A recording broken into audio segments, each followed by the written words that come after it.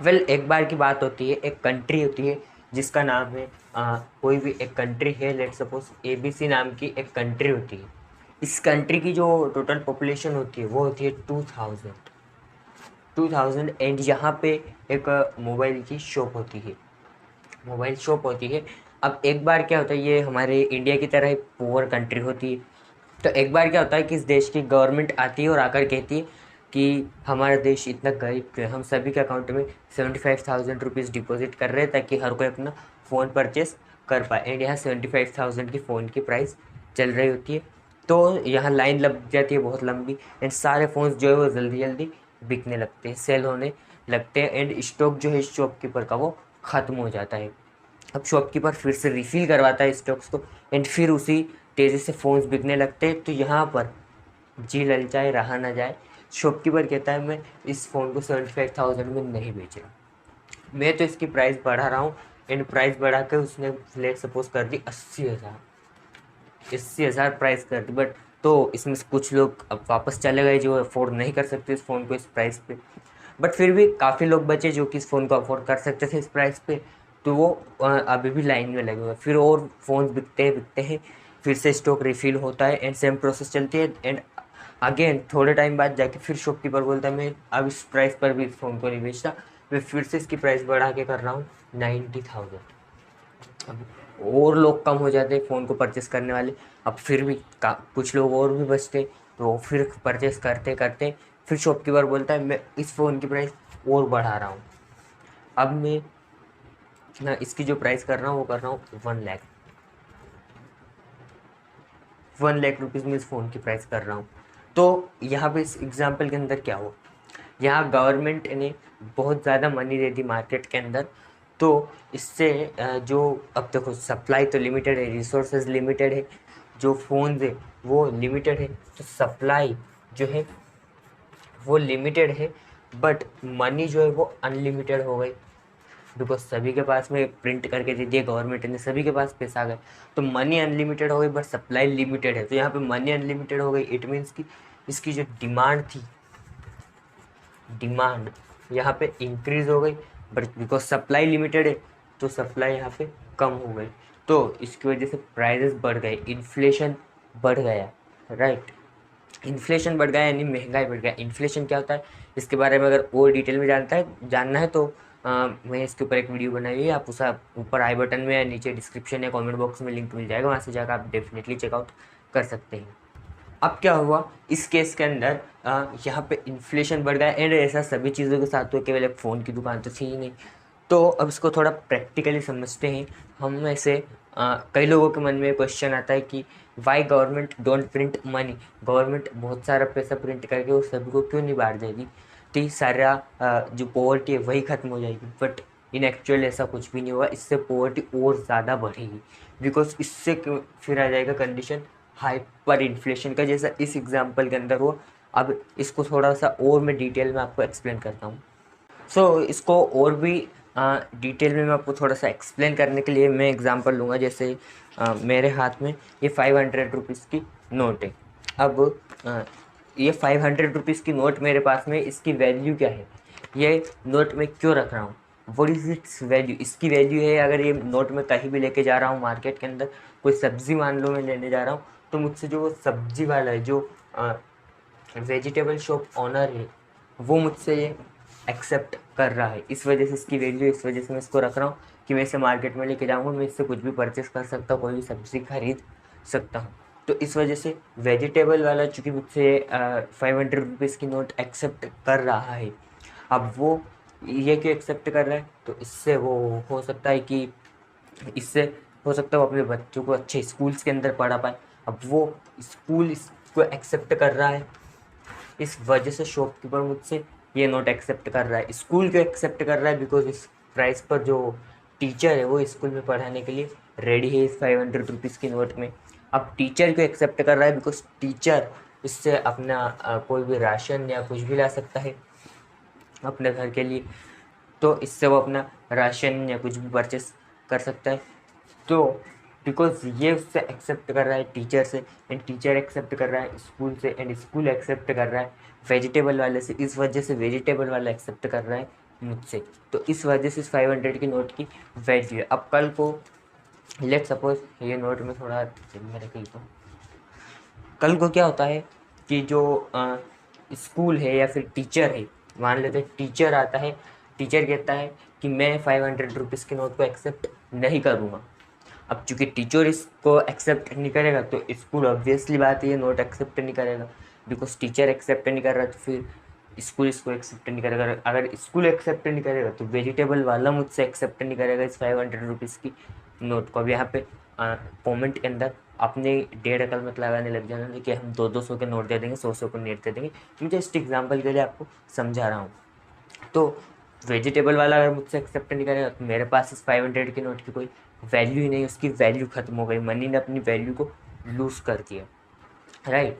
अब डिमोनेटाइजेशन के अंदर क्या होता है, डिमोनेटाइजेशन में ये प्रोसेस कैसे काम करता है, मान लेते हैं राशन वाला क्यों कर रहा है या इसको रिटेलर मान लेते हैं, वो क्यों कर रहा है, बिकॉज डिस्ट्रीब्यूटर उससे कर रहा है। डिस्ट्रीब्यूटर एक्सेप्ट क्यों कर रहा है, बिकॉज कंपनी जो है वो एक्सेप्ट कर रही है, कंपनी वो एक्सेप्ट कर रही है, इससे वो अपनी टैक्सेस फाइल कर सकती है, गवर्नमेंट एक्सेप्ट कर रही है इसको, इसलिए कंपनी कर रही है। अब डिमोनेटाइजेशन के टाइम पे जब 500 एंड 1000 के नोट्स बंद हुए थे, वो टाइम पे गवर्नमेंट ने बंद कर दिया था, बोल दिया था कि हम इस 500 और 1000 की नोट को एक्सेप्ट नहीं करेंगे, राइट, समझ आ रहा है। तो इसको एक्सेप्ट नहीं करेंगे, इस वजह से फिर कंपनीज़ ने मना किया, कंपनीज़ ने मना किया डिस्ट्रीब्यूटर्स से एक्सेप्ट करना, डिस्ट्रीब्यूटर्स ने रिटेलर से किया, रिटेलर ने टीचर से, टीचर ने स्कूल से, स्कूल ने वेजिटेबल वाले से, वेजिटेबल वाले ने मुझसे नहीं लिया। तो इसी तरह से इस पूरा इकोसिस्टम चलता है। इकोनॉमी यही है, जो इकोनॉमिक्स जो सब्जेक्ट है वो इसी तरह चलता है। पूरी एक चेन बनी होती है इकोनॉमिक्स के अंदर, हर चीज़ की, हर किसी चीज़ का हर किसी चीज़ पर कोई ना कोई इम्पैक्ट होता है इकोनॉमी के अंदर। सो इसको रफ कर देते हैं। ओके, अब इसको समझते हैं कि इससे हाइपर इन्फ्लेशन का टॉपिक अब थोड़ा सा और डिटेल में हम समझते हैं। अब हाइपर इन्फ्लेशन में क्या होगा, फॉर एग्जांपल कोई भी लैंड है, ये कोई लैंड है या कोई प्लॉट है जिसकी प्राइस है, जिसका जो ओनर है वो इसे अभी सेल कर रहा है 1 करोड़ में, 1 CR में। अब कल को गवर्नमेंट के आती है और सभी को एक एक 1 CR 1 करोड़ डिस्ट्रीब्यूट कर देती है, प्रिंट करके बांट देती है। अब ऐसे बहुत से लोग हैं जिनको अपना घर खरीदना है, मकान खरीदना है। तो अब क्या होगा कि 1 CR के अंदर ये सभी लोग पहुंच जाएंगे इस प्लॉट को खरीदने के लिए, इसको लेने के लिए बहुत से लोग आ जाएंगे यहाँ पे कि हमें भी चाहिए, हमें भी चाहिए। तो अब जो प्लॉट का ओनर होगा वो क्या करेगा, वो कह देगा कि मैं इसको 1 CR में नहीं दूंगा, मैं इसकी प्राइस इंक्रीज़ कर रहा हूँ, बिकॉज 1 CR तो अब उसके पास भी आ गए, उसको रिक्वायरमेंट थी 1 CR की, तो 1 CR गवर्नमेंट ने उसको भी दे दिए। रिक्वायरमेंट थी इसलिए वो प्लॉट सेल कर रहा था, 1 CR तो उसको गवर्नमेंट ने दे दी, उसकी रिक्वायरमेंट खत्म हो गई। तो अब वो इसको 1 CR में नहीं बेचेगा, वो बोलता है कि मैं इसे 5 CR के अंदर बेचूंगा। याद करो जैसा हमारे आईफोन वाले एग्जाम्पल के अंदर हुआ था, इस फर्स्ट स्टार्टिंग में एग्जाम्पल में हुआ था, वैसे ही वो बोलेगा मैं 5 करोड़ में इसको बेचूंगा, या फिर वो बोलेगा मैं बेचूंगा ही नहीं इसको, मुझे 1 CR की ज़रूरत थी इसलिए मैं सेल कर रहा था, अब मुझे गवर्नमेंट से 1 CR आ गए तो मैं इसे सेल नहीं कर रहा हूँ। तो ऐसे में क्या होगा कि चीज़ों की जो सेल्स है वही बंद हो जाएगी। अब इस चीज़ को और थोड़ा एक और एग्जांपल से हम समझते हैं। जैसे मैंने अभी आपको जो साइकिल एक्सप्लेन करी थी, उस साइकिल के अंदर जो वेजिटेबल शॉप ओनर था, जो वेजिटेबल वाला था, वो वेजिटेबल क्यों सेल कर रहा था, बिकॉज उसे अपना घर चलाना है, उसे उसके लिए पैसा चाहिए था, इसलिए वो वेजिटेबल्स सेल कर रहा था। अब उसे पैसा क्यों चाहिए था, उसको बहुत सी चीज़ों के लिए चाहिए था, उसको घर खरीदना था, गाड़ी खरीदनी थी, है इन चीज़ों, अपना घर चलाना था, इसलिए उसको पैसा चाहिए था। तो इसलिए वो जो वेजिटेबल है वो सेल करके और उससे अर्निंग्स कर रहा था, अपना पैसा कमा रहा था। तो अब कल को गवर्नमेंट ने 1 CR उसके अकाउंट में भी डाल दिए, तो आपको क्या लगता है कल को वो वेजिटेबल्स ही बेचेगा? No, the answer is no. वो वेजिटेबल सेल नहीं करेगा, वो उसकी जगह कुछ और करेगा, कोई अपना जो जितना भी उसका घर गाड़ी वगैरह खरीदना था वो सब परचेस करेगा वो। अब जब वो परचेस करने के लिए मार्केट के अंदर जाएगा तो वो एक ही वेजिटेबल वाला नहीं है, जैसे बहुत से वेजिटेबल वाले, तो वो सभी मार्केट में जाएंगे। अब मार्केट के अंदर जो प्लॉट है, जो घर है, वो तो लिमिटेड ही है, जो प्लॉट्स है, घर है, वो तो सब लिमिटेड है, वो तो अनलिमिटेड नहीं, बट मनी अनलिमिटेड है, बायर अनलिमिटेड आ जाएंगे। तो सभी को तो वो लिमिटेड चीज़ सभी को तो मिल नहीं पाएगी, तो इसलिए क्या होगा, उसका प्राइस इंक्रीज हो जाएगा, फिर उसका जो प्राइस होगा उस कमोडिटी का या उस प्लॉट का या जो भी है, जो कार वो लेना चाहता है, उसका प्राइस इंक्रीज हो जाएगा, उसका प्राइस बढ़ा देगा। कई लोग आप में से कई लोग, हमारी जो ऑडियंस है वो 18 to 24 एज की है, तो आप में से कई लोग थार परचेस करना चाहते होंगे, राइट। तो यंगस्टर्स का एक सपना होता है थार परचेस करने का अपना। तो उसकी जो प्राइस है करंटली मुझे आइडिया नहीं है, बट मैं मान रहा हूँ 20 लाख, 20 लाख की प्राइस है। कल को सभी के पास में 1 CR आ गए तो सभी थार खरीदने पहुंच जाएंगे, आप लोग ये वीडियो को बंद करके। तो आपको क्या लगता है, ये कंपनी फिर 20 लाख में ही उसको सेल करेगी? The answer is no. उसको 20 लाख में सेल नहीं करेगी। वो कंपनी बोल सकती है मैं इसको अभी 1 CR में सेल करूँगी, 1 CR की एक कार दूँगी या 2 CR की एक कार दूँगी या 70 लाख की इसकी प्राइस बढ़ा के करूँगा।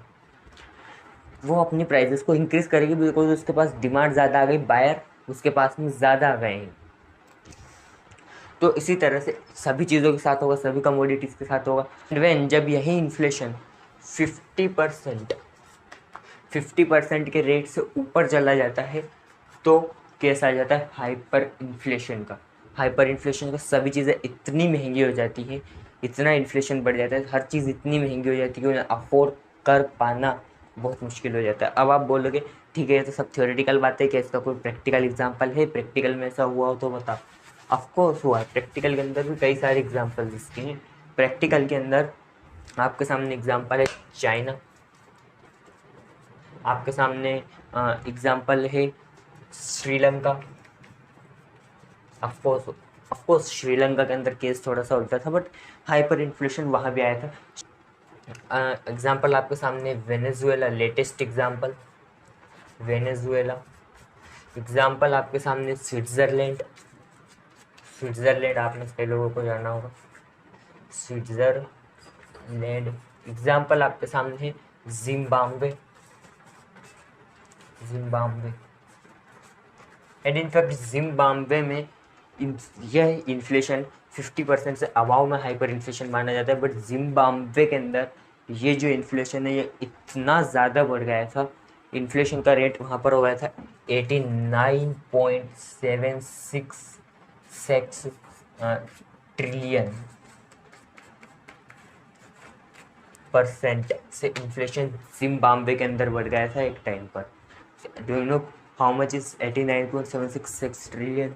क्या आपको पता है इसके अंदर कितने ज़ीरोज़ होते हैं? नहीं तो स्क्रीन पर देखो, इतने ज़ीरोज़ इसके अंदर होते हैं, इतना ज़्यादा इन्फ्लेशन बढ़ गया था। यहाँ पर अगर एक ब्रेड आपको परचेस करना होता ना तो आपको बैग भर के पैसे लेकर जाने पड़ते सिर्फ एक बैग के लिए। अगर वहाँ पे आप जिम्बाब्वे में वो टाइम पे जब भी आया था, वो टाइम पे आप अगर सिर्फ एक 10 रुपये का नोट, हमारे इंडिया का एक 10 रुपये का नोट लेकर के अगर जिम्बाब्वे वो टाइम पे चले जाते तो आज आप करोड़पति होते। हाँ, आई एम नॉट किडिंग, मैं मजाक नहीं कर रहा हूँ, आप सच में वहाँ करोड़पति हो गए होते सिर्फ इंडिया के 10 रुपये से। हाँ, वो अलग बात है कि आप उन पैसों का कुछ कर नहीं सकते बिकॉज वहाँ चीज़ें ही इतनी महंगी थी। आप जो चीज़ खरीदने जाते बैग भर के आपको पैसे लेकर जाना पड़ता 1 रुपये की चीज़ के भी लिए, यानी वहाँ पे 1 रुपये की जो वैल्यू थी जिम्बाब्वे के अंदर वो टाइम पे 1 रुपये की चीज़ को परचेस करने के लिए आपको 89.766 ट्रिलियन जिम्बाब्वे डॉलर्स आपको पे करने पड़ते सिर्फ 1 रुपये की चीज़ परचेज करने के लिए। इस लेवल तक वहाँ हाइपर इन्फ्लेशन चला गया था। एंड आप इससे अंदाज़ा लगा सकते हो कि इन्फ्लेशन किस लेवल तक जा सकता है। इसीलिए आरबीआई जो है हमारा बैंक है वो टाइम टू टाइम अपने इंटरेस्ट रेट्स को बढ़ाता रहता है। 4 to 5% का जो नॉर्मल इन्फ्लेशन रेट है 4 to 5%, ये इन्फ्लेशन रेट गवर्नमेंट भी चाहती है बढ़े बिकॉज ये नहीं बढ़ेगा तो फिर इससे इकोनॉमी स्लो डाउन होगी, इकोनॉमी डाउन हो जाएगी। वो किसी और वीडियो के अंदर हम डिस्कस करेंगे। तो 4 to 5% का नॉर्मल इन्फ्लेशन गवर्नमेंट भी चाहती है, बट जब ये इससे ऊपर चला जाता है तो फिर गवर्नमेंट इंटरेस्ट रेट्स बढ़ाने लग जाती है। अभी यूएस के अंदर ऐसा ही हुआ था। स्टॉक मार्केट क्यों गिर रहा है ये कई लोगों को मन में आजकल क्वेश्चन है, तो वो इसी वजह से गिर रहा है। यूएस के अंदर जो फेड है उसने अपने इंटरेस्ट रेट्स हाइक कर दिए, इंटरेस्ट रेट बढ़ा दिए। इंटरेस्ट रेट यूएस के अंदर सिर्फ 1 से 1.5% था, 1 to 1.5% के इंटरेस्ट रेट के रेट पर इंटरेस्ट आपको यूएस के अंदर मिल रहा था। तो इस वजह से यूएस की जो गवर्नमेंट थी उनके पास में पैसा आना कम हुआ, रिजर्व्स कम हुए, क्योंकि इंटरेस्ट सभी ने लोन लेना शुरू कर दिया बैंक से, बैंक के पास मनी की शॉर्टेज हो गई। तो इसी वजह से अभी फेड ने जो है वहाँ पे इन्फ्लेशन इंटरेस्ट रेट्स बढ़ा दिए हैं। तो इस वजह से हमारे स्टॉक मार्केट भी डाउन चल रहा है। और भी रीज़न है, इसको किसी को वीडियो के अंदर हम डिस्कस कर लेंगे। वीडियो चाहिए तो नीचे कमेंट्स में आप ज़रूर बता देना। तो फेड ने ये इंक्रीज कर दिया एंड आरबीआई भी हमारी इसी वजह से अभी जो 7% का इन्फ्लेशन रेट करंटली इंडिया में चल रहा है, इसी को स्लो डाउन करने के लिए, इससे को नीचे लाने के लिए आरबीआई ने भी अपने इंटरेस्ट रेट्स हाइक किए, अपने रेपो रेट बढ़ाए हैं। सो ये सारे टॉपिक हम किसी और वीडियो के अंदर डिस्कस करेंगे, कैसे इंटरेस्ट रेट्स बढ़ाने से इकोनॉमी पर इम्पैक्ट होता है। अगर ये वीडियो पसंद आए इस वीडियो को लाइक कर देना, शेयर कर देना सभी के साथ। एंड हमारे इस मिशन में कि हम फाइनेंस को हर एक की कप ऑफ टी बनाना चाहते हैं, उसमें हमारा सपोर्ट करने के लिए इस वीडियो को शेयर कर देना सभी के साथ में, और चैनल को सब्सक्राइब करके बेल आइकन को ऑल पर सेट जरूर कर देना। सो मिलते हैं नेक्स्ट वीडियो में नेक्स्ट फाइनेंशियल टॉपिक को आपकी कप ऑफ टी बनाने के लिए। तब तक के लिए धन्यवाद।